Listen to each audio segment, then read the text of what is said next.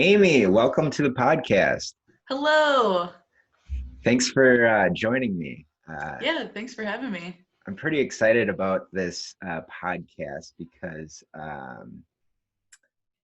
because you sent me some information about Sonic Pi, and so I jumped in this morning and downloaded Sonic Pi and started playing around with it. And I found it really cool because I've never really had the patience to do any kind of coding. I took a coding class in high school. It was a C++ Hmm. class, and I'm like, wow, this is really boring. Like you have to do Yeah. all of this work to get like one little output and do one little equation or algorithm, and I'm just like, man, this is a lot of work for not like this isn't that cool. Yep.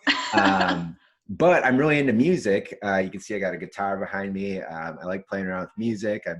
I'm in this band, and so being able to, and what Sonic Pi is, and I'll let you explain it a little bit more. But uh, basically, it's using a coding language to make music, essentially. And so playing around with that was fun because now I'm like experimenting with the different numbers and making different sounds and stuff like that. Um, Totally.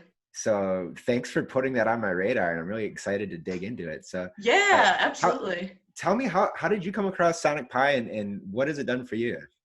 Yeah, so Sonic Pi is like when you open it up, it says Sonic Pi, the live coding synth for everyone.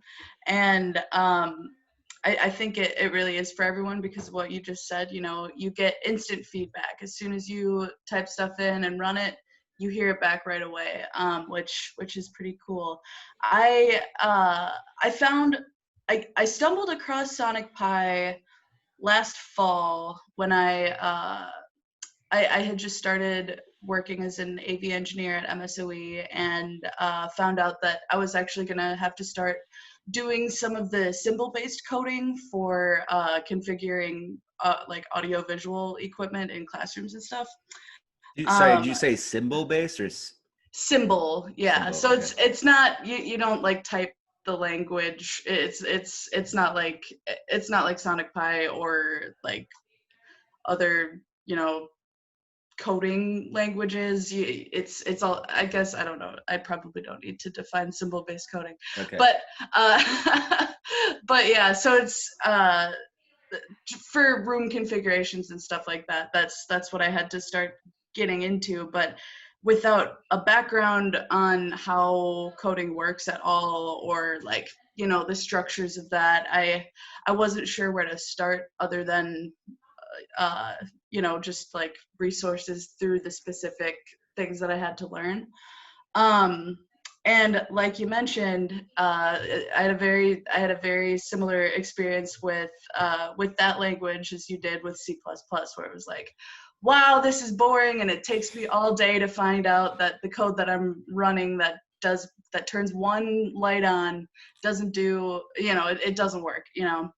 So I needed to find a way to learn how like the logic works, because I think that unless you already have some experience knowing how like the syntax of these different languages uh, comes into play, like it's kind of hard to know where to start. So I'm not, I don't remember exactly how I came across it. I think I saw an article, or maybe somebody posted about it on Reddit or something. Um, and I downloaded it on a whim, and I was like, within the first day, I was coding songs. And I'm like, oh, this all makes sense, and it actually, I can apply the same, trains of thought and logic and stuff to the coding that I have to use at work. And I kind of used it as an educational tool for myself first, and then started to realize the kind of the creative potential behind using Sonic Pi as an actual instrument rather than just a way to learn how to code. Yeah, that's cool. And I started to look up Sam Aaron, who invented this software, and he does these live coding Yes, DJ things. And I don't know, have you experienced any of these? those Have you checked them? are those are so cool. I'm working my way up to being good enough, or perceiving myself to be good enough to do that kind of thing. I love what he does though with his live streams. He's a big influence on me creatively, as well as, you know, being the creator of this awesome platform. Cool. And so how has Sonic Pi, like once digging into it from like a musical mindset, I see that you have a few guitars in the background here. For those that are listening to the audio, we do have the video version, and you can go to podcast.cyphercon.com, podcast.cyphercon.com, and you can check out there'll be a link to the video if you want to check out what we're talking about. And we'll use Sonic Pi an example, so we'll kind of go through like the code and look at a little bit of what it's doing in a minute here. But tell me a little bit about, you know, approaching it from a musician standpoint, and then how you learned and how that applied to some of the, you know, the symbol-based coding that you had to do for your AV position at MSOE. Totally.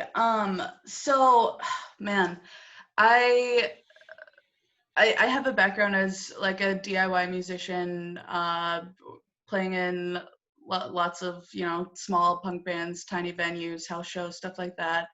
And I think that I kind of approach almost everything in my life with that same mentality.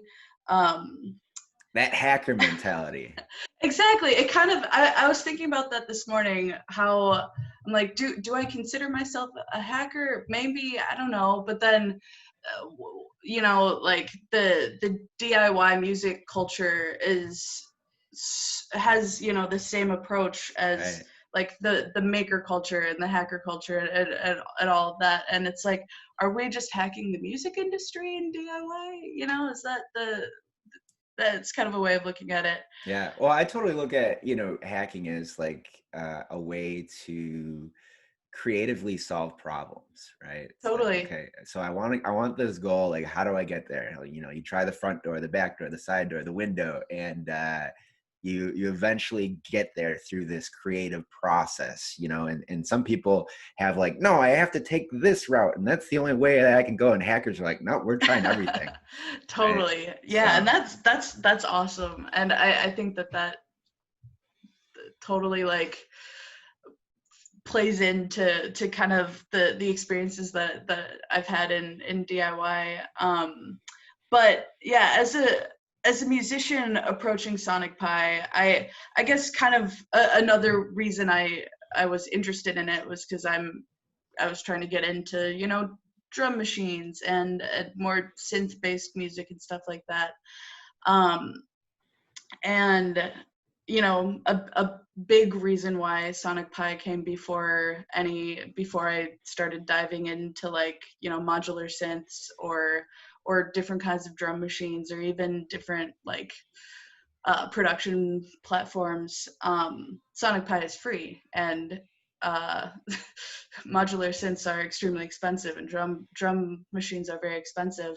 But in this one little window on your computer, you can make many different kinds of genres, tons of different song structures with like this crazy level of flexibility and accessibility that is really hard to find in even, you know, hardware, which is cool.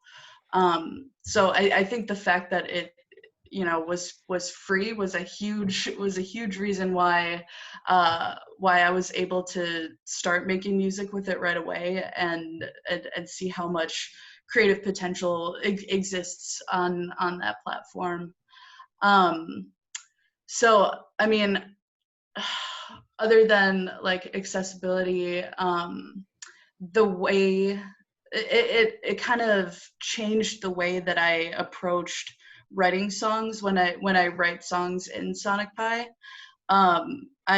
I'm always very melodically driven, and I'm always about, you know, the lyrics and what the song is about. And you know, in the past, that's how I have approached writing songs. Usually I write the melody and words in my head before I start even thinking about instrumentation.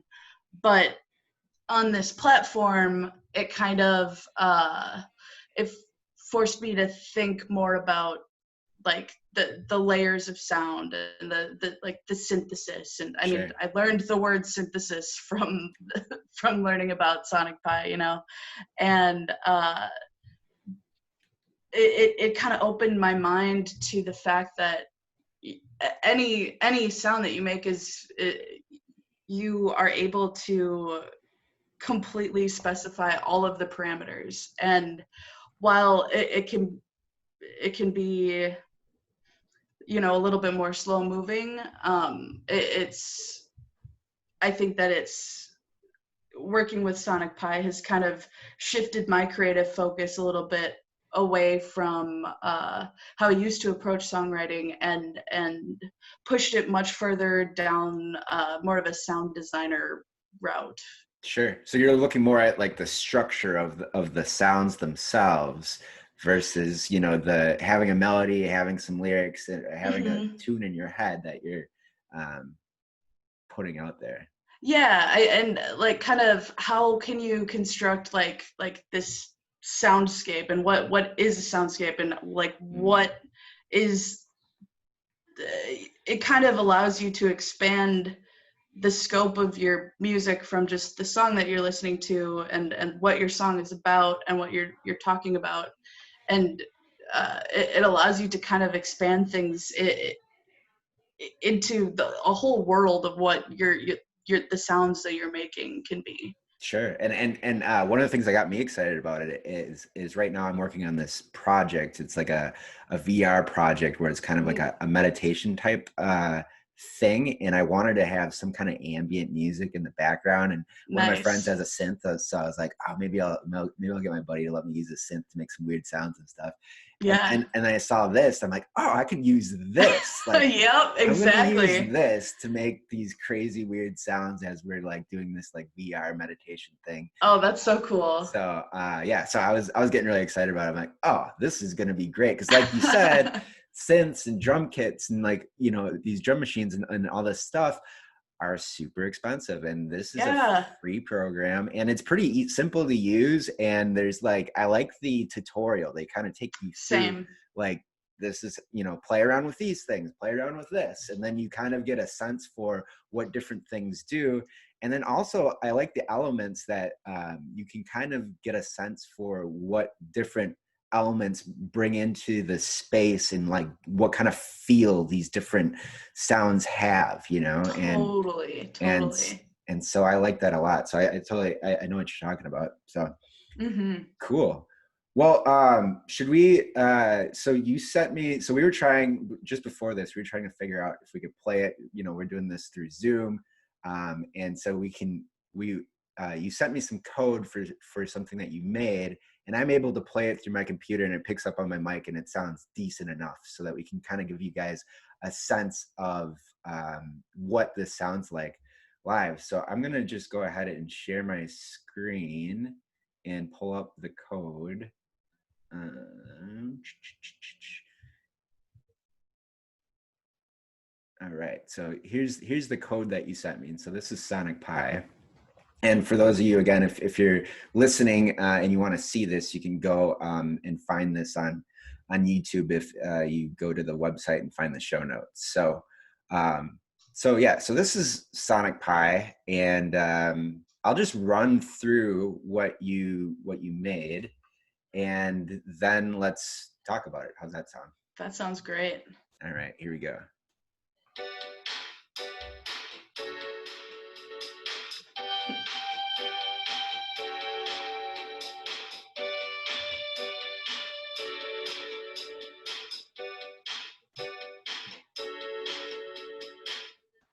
Cool. Yeah, so that clip is a part of a song that I'm working on called Participation Trophy. Um, and I guess should I do you want me to talk about the How did you, uh so maybe let's start here, but like, how do you approach a song like this? Like, what was, totally. let's start there. Yeah, you know, usually and I have a few different, depending on what I'm working on, I approach writing in Sonic Pi in different ways. in this song specifically, this is a part of a song that I also play other instruments along to in the recording, and this is just a part of that, like uh, of that section. But so when I go into a song like this where I already have a bigger structure in mind for it, I know what I want it to sound like and I know what I'm going for. So when I approach it more intentionally like this, I usually start with the backbeat, which is the top line, the BB, and that's, you know, just my kick drum and my snare sound that I use throughout, and I build on that. For this song, I had the chord progression in mind, so I already knew the chords that I wanted to incorporate. And if you scroll down a little bit, you can see. Oh, I guess those are that's the hi-hat. So that's all the beat stuff at the top. Usually I do drums first and come up with like the beat that I want, and then add the melodic and harmonic stuff later. The way that this is structured all together is it's just one big loop. So everything is a live loop that loops through. You can get a lot more fancy than this, and you can have threads that, you know, play certain sections at some points and kind of do different things with it at different points in the song. You said BB is backbeat, and so I Yes. see. Yep. Here we have, for example, sync BB. What is this? Exactly. What does the sync one mean? So sync, that just syncs everything to that first line of code. Gotcha. So yeah, so basically this entire clip is just a loop that I created in Sonic Pi. And then how does it work for like the measures? This is something I was trying to figure out is so you have a live loop here, you have a live loop here, and so you hit run, and so that's like time 0. And then how does it know that, like, I noticed that I think sleep had something to do with it when I was messing around with it. But. Yeah, so the timing in that, I think it's based off of like seconds. So 0.5 would be like a half a second. Okay. Within up at the top, I defined the BPM for this. Okay. I think it's the seconds relative to the BPM. You don't have to do it twice. That's a typo, but you should only need to have used BPM once. But gotcha. So that's that's your beats per minute, and so then this is like how many seconds, or I should say, relative to that, the sleep time is kind of putting in those intervals, I guess. If that yes, yeah. Okay. Yep. Interesting. Okay. If you don't define this, does it have a default one? I think the default is 120. Gotcha. Cool. So that's a little bit about, I guess, the times, but yeah, this is a really, so what does AY mean? You can name your loops whatever you want them to be. So you just so I like typed out ABC. I gotcha. Okay. Sometimes, so the one labeled prog is chord progression.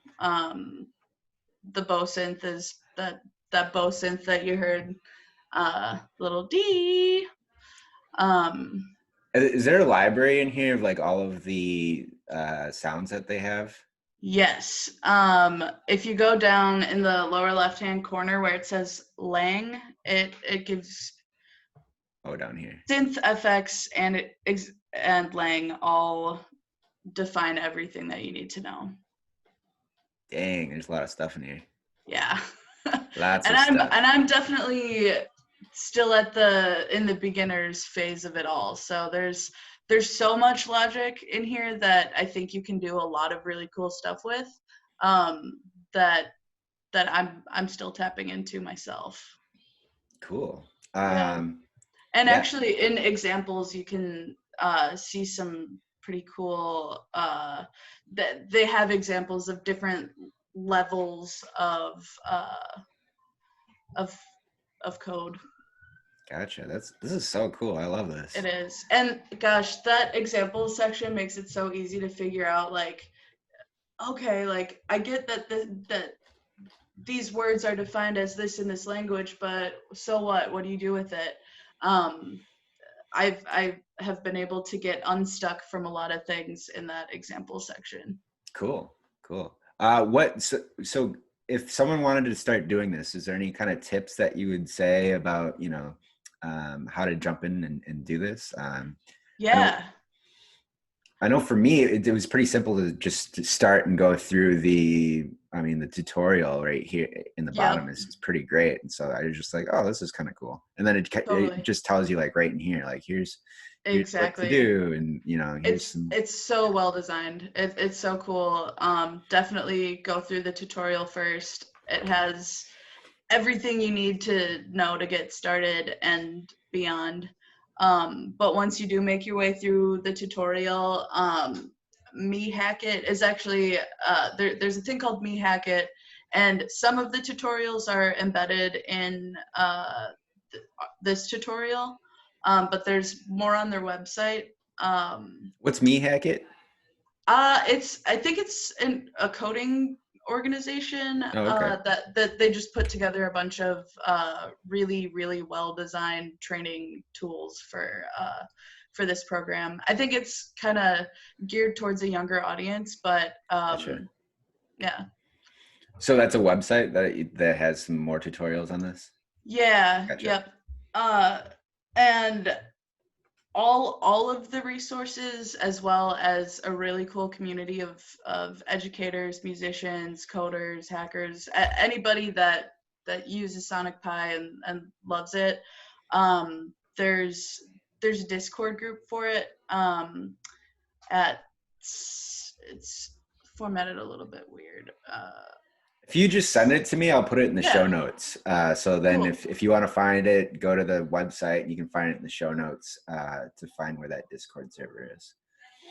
Yeah.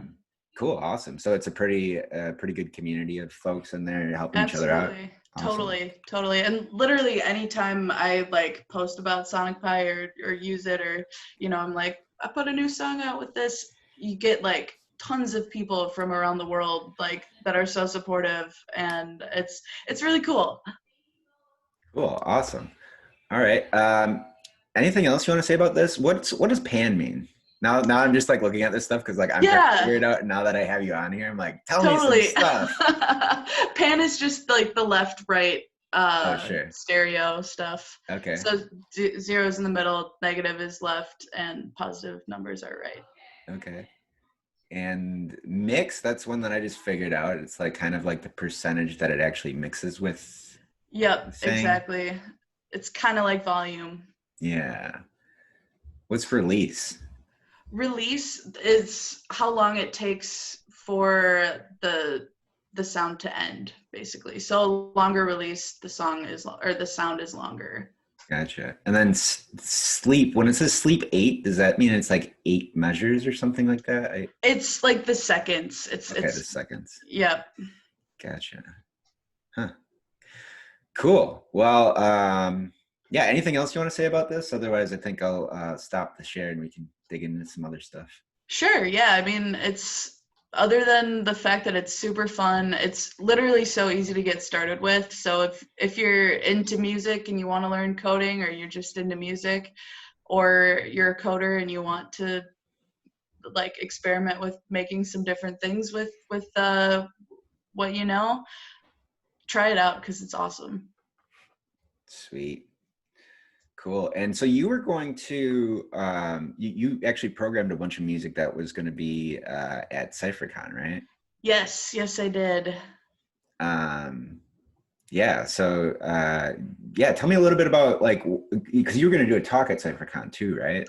Yep, yeah. So the talk was more geared towards like talking about what Sonic Pi is, how you can use it.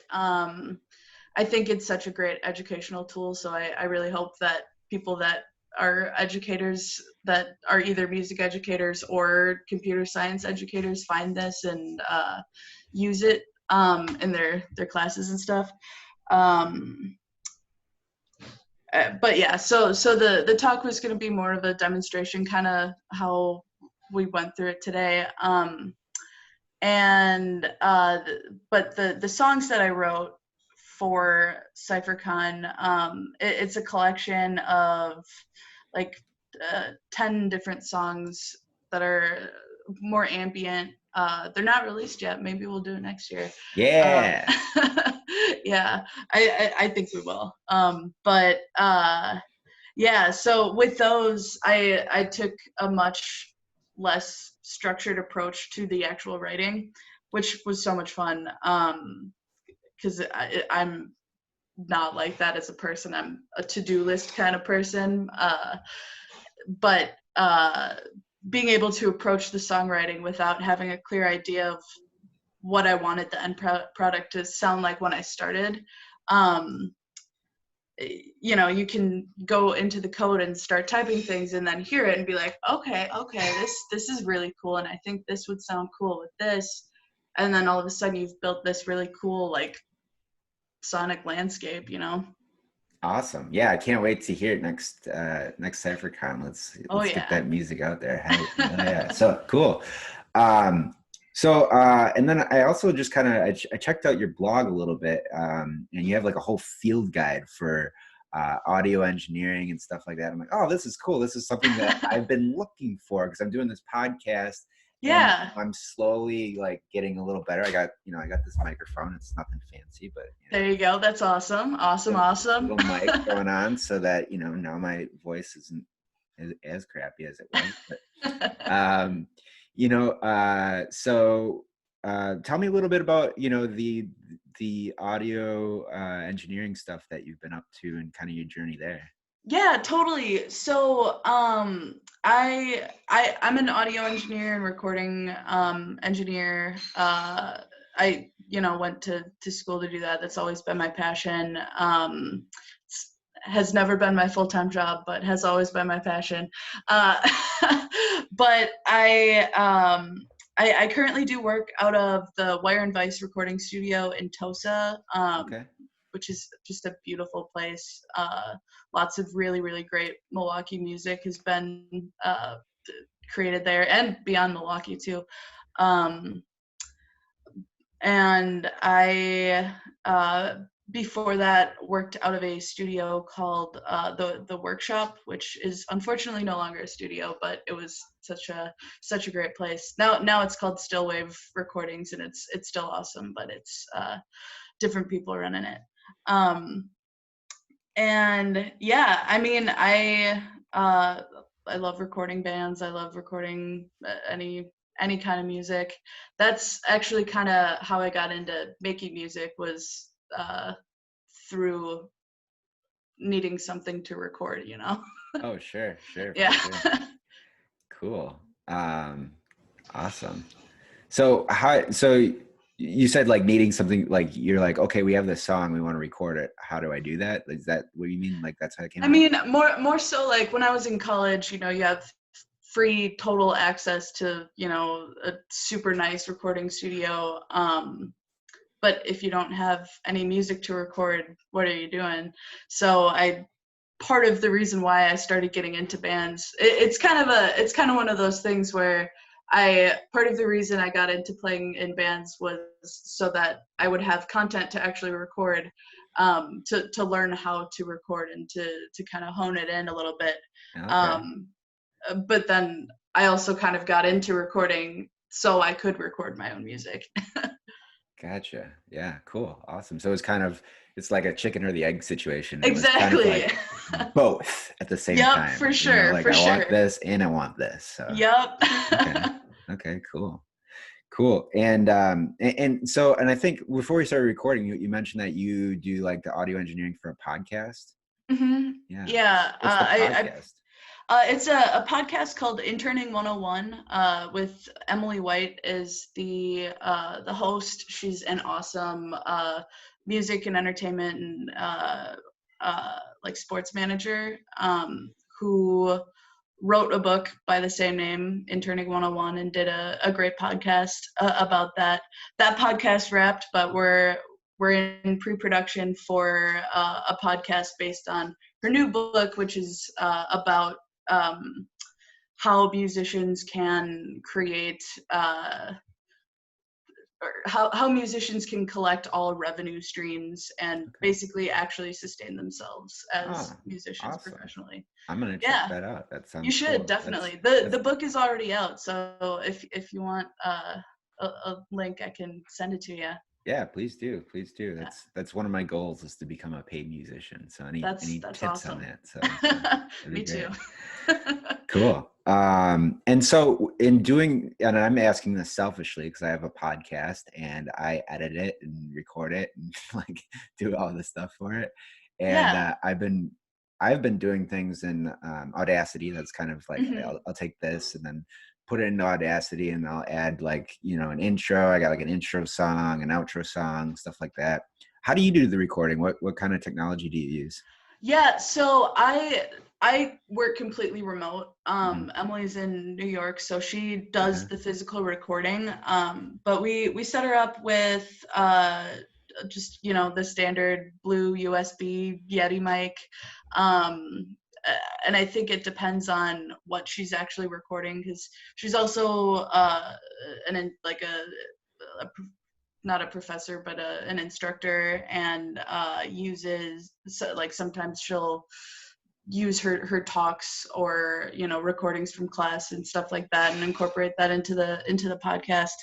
um, so the way that the production happens kind of depends on the environment that she's recording in, but usually it's a Blue Yeti mic into Audacity, and then she sends me those files and Sure. I edit it all down. I use Pro Tools just because that's what I am most familiar with. Pro But Tools? mhm, Okay.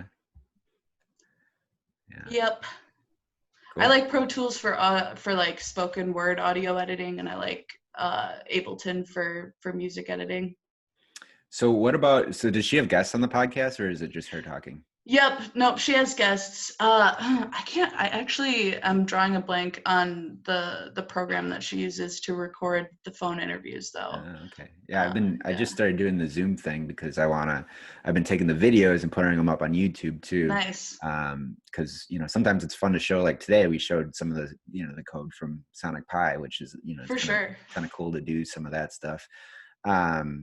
But yeah, I'm always looking for new things Totally. to try out. I've tried Zencaster. That's one that I've been using. Okay. Okay. And that seems to work pretty well. Yeah. Unless sometimes there's like a thing where it won't want to up because the nice thing about it is it'll upload from both your side and the interviewer's side so that Mm-hmm. you can you can dial up or dial down someone's voice if you need to.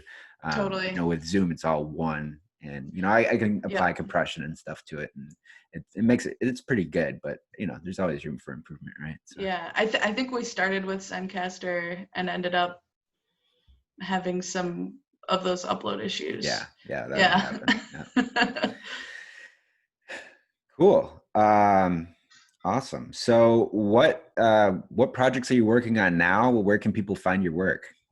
Yeah, so I am currently working. I released music right now under a name under June Gloom, and you can find me on Bandcamp under June Gloom WI for music and stuff.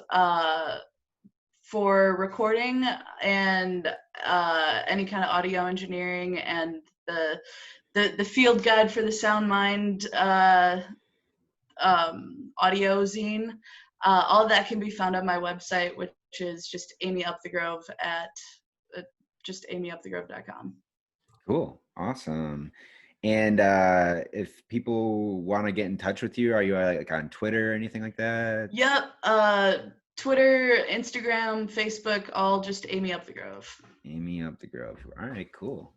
And so you said June Gloom. Now, what's the significance of June Gloom? Why did you choose that name? I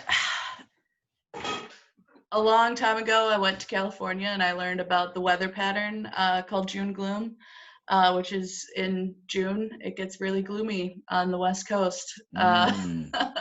So I've always thought that would be a great band name. And the kind of music I make is it tends to be kind of bright and sunshiny sounding, but also very sad. So I, yeah. So Cool. that's Yeah, yeah. I used to live in Oregon, and that's I remembered it was gloomy all year except for like July to September. And like then it was just beautiful, you know, it was just Oh man. gorgeous. But yeah, it was like I'm like I don't know. I couldn't, and I just had a bike, so I got sick of riding my bike in the rain all the time too. Oof. Oh Everything's my just gosh. wet most of the year.